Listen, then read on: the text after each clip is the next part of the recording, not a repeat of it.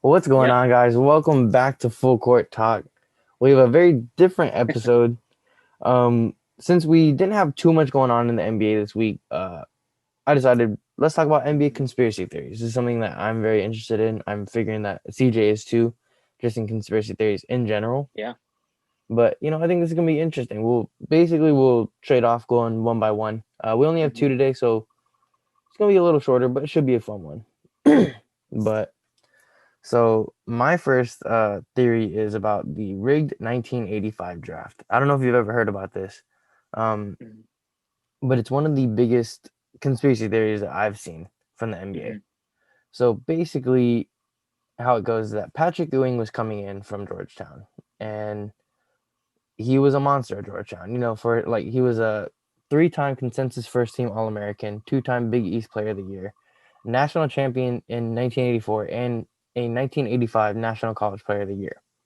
So he was very good in college, and Yep. people knew that he was. We know who Patrick Ewing is. He's a Yep. Hall of Famer. So, Mhm.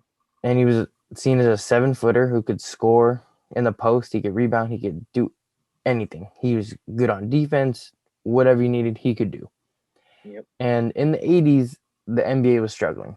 Uh, I guess it was reported that 40 to 75% of players were using cocaine at the time. So the 80s were Yeah. very different. Yeah. They had a super serious drug problem. And Yeah. obviously, a lot of people knew about this. So the NBA just wasn't as popular. Um, and the Knicks were a bad team. So they were in the lottery and they were trying to get that number one overall pick. Yeah. And obviously, New York is one of the biggest markets in the NBA. So if they have a Mhm. bad team, the NBA is not making money. So the NBA wanted to figure out a way to get the Knicks back into contention and just make them relevant again. Yep. So people think that David Stern rigged the draft to give the Knicks the number one overall pick. Um, this is where things get kind of interesting because there's a lot of theories. If you Yeah. look at the video of them throwing in the envelopes, because back then they had this big ball Mhm. and there's this metal cage. They put in envelopes Yep. and they just like let it go around. You pick one. A That's how you get a legit lottery. legit lottery. And so the guy's just putting them in like gently for each one, and then the one with the Knicks he just chucks in, bends the Yeah. corner of the envelope, and it's pretty easily seen that it's bent. Mhm. So the conspiracy is that they did that on purpose. So then Yeah. when you're looking in it and you're feeling around, you take out the Knicks for the number one overall pick, or you don't Yep. want to pick the Knicks. Mhm. And I mean, it makes sense, right? You want to Yeah. give the Knicks the best pick, and you want to make sure that they are relevant again. Patrick Mhm. Ewing was that good back then. Bigs used to be such a important thing. I guarantee if Andre Drummond was back in the 80s, he'd be a Yep. monster. Oh yeah, But, definitely. you know, it's pretty interesting because the Knicks needed it and they got it. And if you look at how David Stern reacted after the draft, he was very relieved that the Knicks Yeah. got the pick. And he just kind of like, he was like, ha, they got the pick. Yeah. Like Exactly. you could see like something was up. Mhm. And there's another theory that they froze the envelope. So when you touch the envelope, you feel it's cold, so you don't pick them. There's Mhm. that theory. There's no evidence that it happened, Yeah. but there's a reason why a lot of people think this because drafts are not done in person anymore. All of it's Exactly. done behind the scenes. So I guarantee Mhm. almost every draft from then on has been rigged. Yeah. And look at the Cavs and how they got two number one overall picks, or Derrick Yeah. Rose going to Chicago, LeBron Yeah. going to Cleveland. There's so many different things that could have happened, right? Yeah. And I think like what he said after he was like, we were very pleased with the lottery. The interest was great. People were talking about the lottery instead of drugs. Yeah. So it's a very weird thing to say after you conduct this draft, right? Yeah. But I mean, it was super important because Mhm. the NBA kind of took off from there. Yeah. Jordan. was, I think he was 84, so the year before. He was just Hmm. getting started, and the NBA kind of took off from there. And that could Yeah, have been the huge difference, right? Because getting Ewing to the Knicks was just huge. yeah, And if you look at it after the draft, they already had a Patrick Ewing jersey ready for the Knicks. So exactly. there's there's so many like little coincidences like that happened throughout the whole thing. So Yeah. I myself believe this, but I Hmm. guarantee all drafts are pretty rigged now if it's an Yeah. important one. But what do you think? I mean, to be honest, when you first brought up, the conspiracy for this podcast episode, I was just, I went into like a hole and just trying to dig stuff up, right? But the Patrick Ewing one, I think it's an example of one that is positive. It Yeah, had no harm, honestly, because like you yeah, said, like at the time of the '80s, the NBA was trying to recover from Bird and Magic. You know what I yeah, mean? Although they were still relevant, like they were trending towards like a bad environment, with cocaine and everything like that. And so, to use that pick for New York, one of like the NBA's like high market value teams, I think it was just positive because, like you said, after that, New York became relevant again. They became a '90s powerhouse. yeah, Starks, Oakley, they had a good team.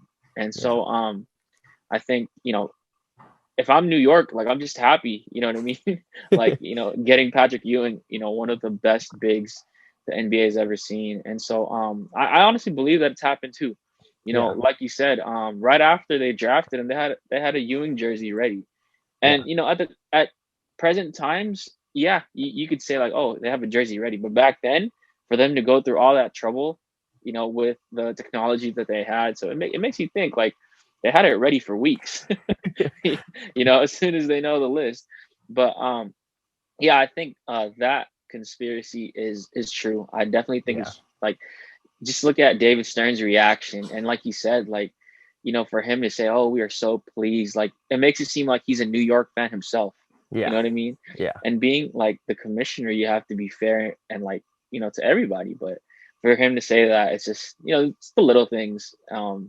A lot of things could be said about how they got the Knicks to be the number one pick, but all in all, I think it's good for the league and what it did because you know, I'll tell you this. I wish New York, or if I'm a New York fan, I would wish that they did it a year before with MJ.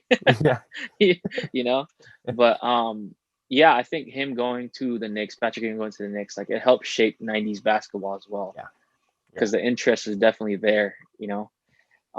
But going off on that, like I said, this was a positive conspiracy theory. Let me go to a negative conspiracy theory, in my opinion. For doing this podcast for quite some time now, everybody knows I'm a Lakers fan. But the first ever, experience I've had with finding out about NBA conspiracy theory is Game 6 of the 2002 Western Conference Finals in the yep, Lakers, right? So, as soon as you brought it up, like you want to do a conspiracy episode, this was the number one um, topic that I wanted to bring up because I mean, being a Lakers fan, you could just tell like that game was rigged, dude. Like from the get go, you know what I mean? And so basically, for those that don't know what happened, the Kings were up 3-2 against the Lakers, and they're obviously the Kings were looking to close, but there is strong belief that David Stern again said that hey, you have to let the Lakers win at all costs, like no matter what. And so, for context, let me tell you guys, the Lakers averaged 25 free throw attempts in the first 5 games of the series. So at the end of this game, they had 40 attempts, 27 in the fourth quarter. Like, dude, that's insane. You know what I mean? yeah, And there was also a play where like Kobe, he elbowed Mike Bibby in the face. And you could argue that Mike Bibby fouled him before that, but it was a clear cut elbow and nothing was called. No flagrant, not even a foul. And this game, Divock, he fouled out, and being a big, like that's understandable, but it's just the way that he fouled out and when he fouled out. It was too early, and so like the free throw attempts in its own right could have won you the game. That's the biggest difference maker there was, and Also, for those that don't know, Tim Donahue, a former referee, this guy is known to have fixed games. He got banned by the NBA. Yep. And so basically what happened was he was told from the officiating crew of that game that David Stern told them to fix it. And if he says it, what does he have to lose? He's out from the NBA. You know what I mean? Yeah. He's not a referee anymore. And this guy wrote a whole book revealing all the secrets. And so I firmly believe that it was rigged, and the game was fixed, in my opinion, or not even in my opinion. It's just it was fixed because the Kings are a small market team. Yeah. Nobody wants to see the Kings in the finals. Yeah. You know what I Exactly. mean? No disrespect to Kings fans, but nobody wants to see them in the finals. And like, if they were to reach the finals, the revenue that they would pull would not be as much as the Lakers would. Yeah. You know what I mean? And so that is exactly why David Stern, rigged that game 6. And we all know what happened in game 7. Big shot Rob hit the 3 to win it. But I just think, like, for me being a Lakers fan, like, and a true genuine basketball fan, like, that wasn't fair for the Kings because, I mean, Tim Donahue and the whole league knew the Kings were the best team in the league that season. Yeah. Like, they were the absolute best. And I feel like if they would have went to the finals, they would have won. But, it's a business, unfortunately, at the end of the day. And so, like, the Kings, Tim Donaghy said it himself, the referees, the commissioner, they were not going to allow the Kings to get past the Western Conference Finals. And plus, it's in the height of Kobe and Shaq's three-peat. Yeah. You know what I mean? And so, unfortunately, they got the short end of the stick. But, it's just staggering numbers, 25 free throw attempts, and then at the end of the game, 40. Come on, man. It's obvious. I Yeah. believe that it actually happened. And, I feel bad because the Kings, like Chris Webber, he was a powerhouse back then. My dad loves Chris Webber. Bobby Jackson, Peja, all these guys, they deserve Mike to get a ring. Bibby, Yeah, Divac, they were stacked back they then. were stacked, Yeah. and that's crazy because the Lakers were so good, but the Kings are just well coached. Rick Yeah. Alderman, like, had them, like, ready. And, I know that's why Kings fans hate the Lakers so much. And I understand it. I would too, you know what I mean? But it's just unfortunate. I really wish that they had another opportunity, but the Kings never got close ever again. Yeah. And so this is an example to me, even though I'm a Lakers fan, of a negative, like, bad outcome in terms of, like, a conspiracy, because I'm more than 100% sure that it happened. So, And that's like one of yeah. the most infamous conspiracy theories because Oh like yeah. it was so painfully obvious that it happened that Yeah, like dude. people just kind of like look over it, and Yeah. especially it's a small market team. Like I get why the NBA would do something like that because the Yeah. finals is where you make the most money. So Exactly. I get it, but at the same time, it's like it's not a good look at all. And yeah, and it wasn't even like obvious. I mean, it was obvious. It wasn't even like they weren't even trying to sneak it. Like, somebody would go for a layup, foul automatically, not Yeah, even touching them. You know yeah, what I mean? And I'm surprised not a lot of ejections or technicals got called that game because, like, of the way that it was handled. But yeah, it was just, as a basketball fan, it was just sad to watch. Like, I yeah. would have been so pissed if I was a Kings fan. Oh, definitely. Because Yeah. watching your team lose like that, like free Yeah. throws, just kill the game for me. Yeah. Hmm. And watching 40 free throws, that's ridiculous. Yeah. And another thing you can argue is the momentum shifted to the Lakers. Yeah, You know what I mean? Like, easily. the Kings definitely had it, but then that game 6, like, I'm pretty sure, like, the Kings, like, I'll give respect to them for that team because, Chris Webber was leading them and saying that, hey, it wasn't rigged. Like, they were just a better team. And, like, I respect that because to this day, like, you don't see any of them talking about it like that. Yeah. But I mean, like, you could say that the momentum definitely shifted because once they got to game 7, it was close, but still the Lakers, prevailed. So yeah, I would just be so upset and disappointed. Yeah, and I think Yeah. like if you look at it, like this has probably happened before. Yeah. This might be me coming as like a biased Warriors fan, but if you look at the season when Cleveland came back from 3-1, Warriors had the momentum going into I think it was game 6, but then Draymond Hmm. got that tech and then he Yeah. got suspended. Suspended. Yeah. Um, and that changed the whole momentum. Game 6 was pretty much a lost cause. Game 7, momentum shifted to the Cavs and Yeah. they lost. Yeah. Um, and the only thing I say about that is like you can see LeBron kind of like egging it on Mm. about like, oh, the NBA will do what they have to do and stuff like that. And Yeah. obviously, the NBA, if LeBron says something, they're gonna listen to him. Yeah. But that's another thing. But it's not nearly as obvious as something like the Lakers and the Kings. But Yeah. so my second theory, I just think this one's interesting. But you've probably heard about this. But it's Markieff and Marcus Morris swapping during the Mm. playoffs, and Mm. Yeah. uh, this one gained traction after the Wizards.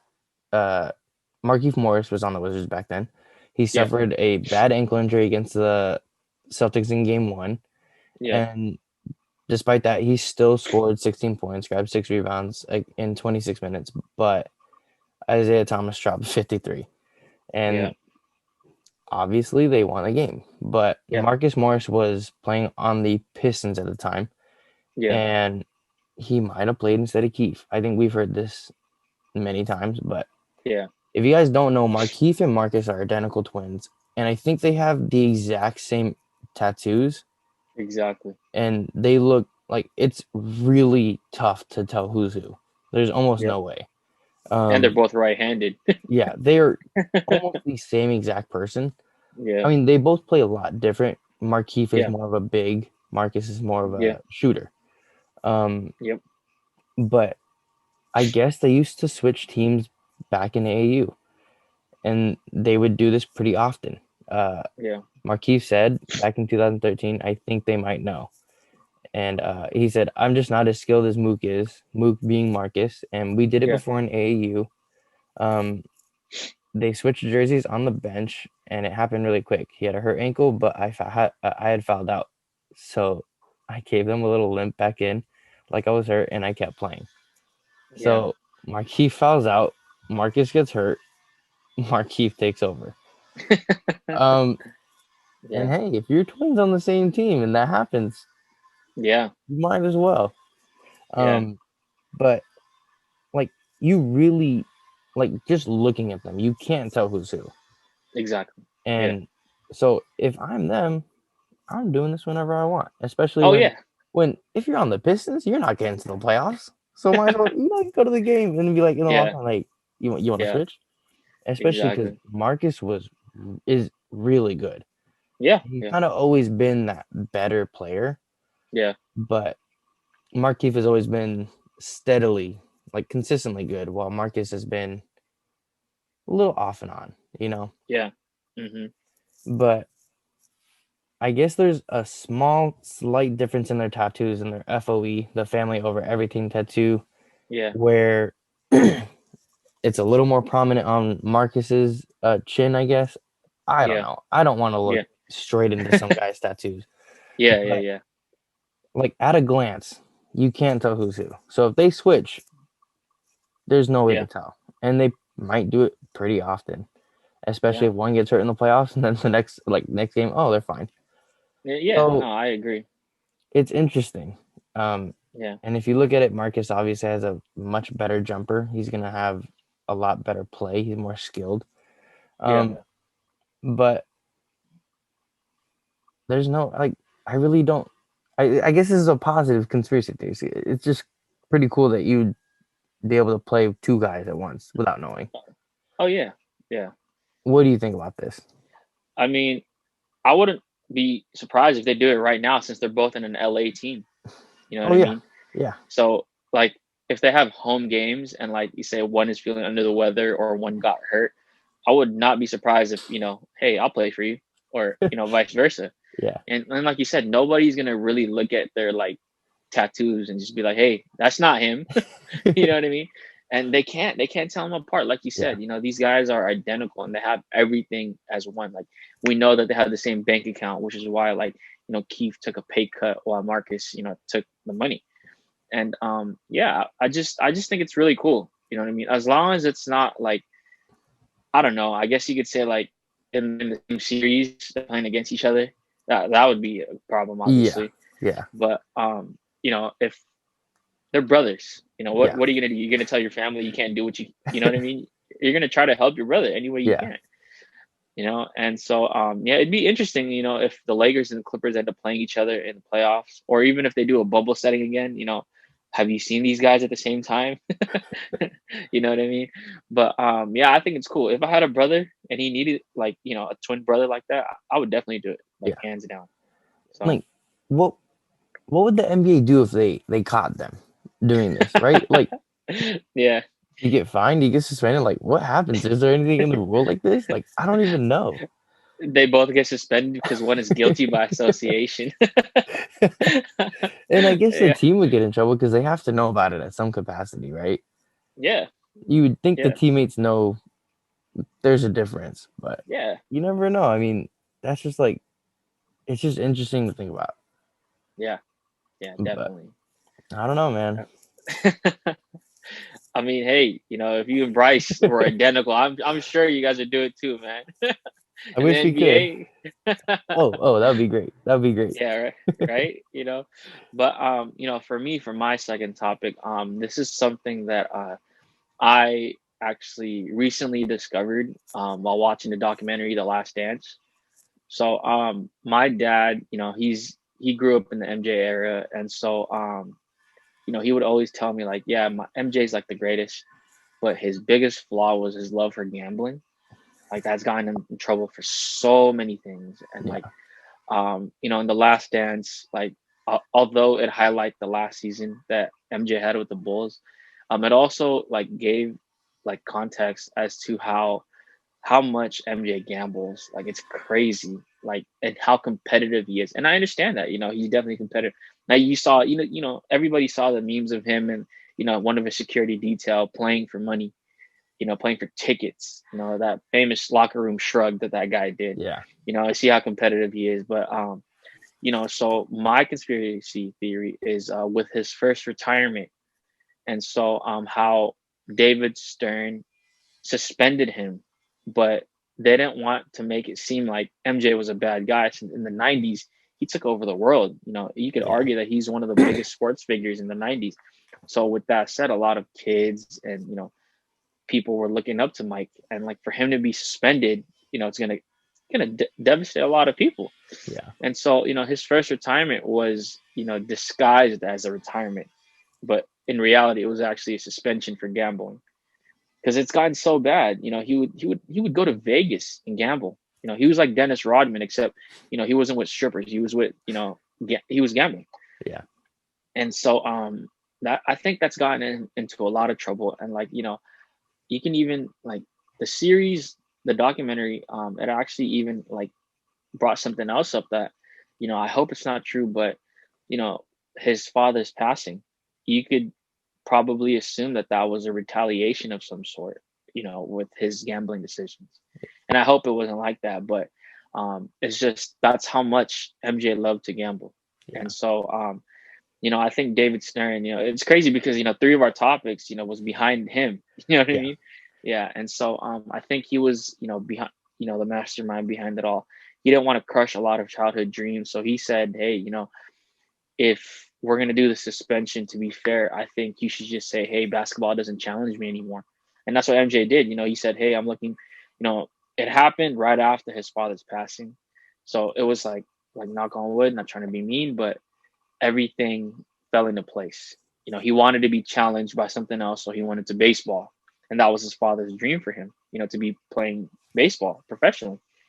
And so I think this this one for me, out of my two topics, this one I think it might be the hardest to confirm, yeah, because back then MJ was a superstar and he could practically get away with whatever he wanted. But at the same time, with that said, like, that's probably why it was hidden as as a retirement instead of a yeah, suspension. Because if you think about it, back then, like, suspensions weren't even, like, given out as much. The NBA was a different style back then. yeah, You can get away with a lot of things. And so yeah, I think this one is harder to comprehend and to confirm. But I also wouldn't be surprised because David Stern and MJ, they had a good relationship. yeah, And so I think, that since they were so buddies, like, David Stern probably just suggested, hey man, like, I'm sorry, but I got to punish you somehow. But just go off to baseball and then come back when you're done. You know what I mean? He played like a couple games for Chicago, Chicago's minor league baseball team, Yeah. and so Yeah. yeah, and then he just came back and dominated again, and so there's that. So yeah, And it's pretty insane because if you think about it, like he might have had the longest since Bill Russell, like the championships in a row. He yeah, probably would have had the longest, but yeah, because of this suspension or because he wanted to go play baseball, yeah, he never had it. Um, exactly. and it's just crazy to think like it probably could have happened because he like when you watch that documentary, he was betting millions of dollars to Oh yeah, golf. yeah, And so he didn't need the money when he was gambling. He just had an addiction to like exactly. not even just gambling. I think he had an addiction to competition.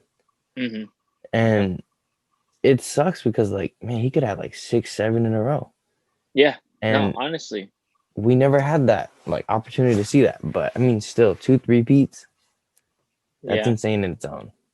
exactly. And I would even argue that to this day, watching the documentary and seeing interviews and stuff, when they talk about his retirement, he's not even disappointed. It's Mm-mm. just like, okay, yeah, something happened back then, Yeah. and I needed to go into baseball. But at the same time, like you don't seem like, man, if I was still in the league during that time, I could have won so and so. I mean, he's previously mentioned it, but he's not really upset to the point where it's like it's almost as if like, yeah, I did something back then, I deserve Yeah. that. Yeah. And I wouldn't be surprised either if David's third wanted to give somebody else a try at the ship. You know what I mean? Probably. Like, because he was just dominating the league, and so it was just so easy for him. And then look what happened when he came back. I Yeah. mean, it wasn't successful the first time because they lost the Magic, but Yeah. after that, three peats. So Yeah. And yeah, I mean, like that documentary was really good. it It was. showed a lot, and I have Yeah, heard that he fabricated a lot of the stories. yeah, But yeah, I mean, it was still just super entertaining because we yeah, never lived through the Jordan era, so just watching just his dominance was yeah. amazing. Oh yeah, definitely. He really was one of the best to ever do it. Just Oh to yeah, step on the court, you know, exactly. he Yep, was I agree. insane. Hmm. But Yeah, like I said, we had a short one today. Just want to do conspiracy theories just to try it out, I guess. But if you yeah. guys like it, let me know. Like, comment, and subscribe. Let me know down below if you liked it. But check our social medias out down below. That's gonna do it for us. Catch you guys in the next one.